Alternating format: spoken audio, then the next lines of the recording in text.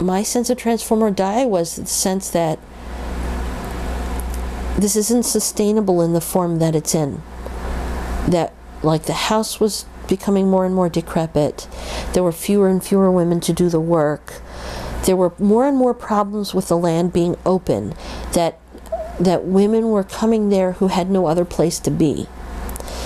And as much as we wanted there to be places for those women, it was very isolated. It was out in the middle of nowhere. There were no jobs, and even fewer jobs for peace camp dykes, because the local climate was still pretty suspicious of the women who were there, and not, with a few exceptions clearly in the community, but there weren't jobs to be had for anybody in that community, really.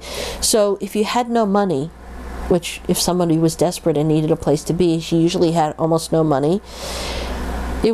You had no way, once you got there, you had no way of taking care of yourself. You had no way of getting out of there. And whoever was there was saddled with the responsibility of taking care of whoever turned up with whatever needs they had, sometimes which were way beyond the capability of anybody who was there. And certainly, the women who were there had not signed up for that job. The proportion of the women who were there to do activism versus the proportion of the women who were there because they had nowhere else to be, or they needed something, or they were hungry for something they thought they would find at the peace camp, was really becoming unmanageable, undoable.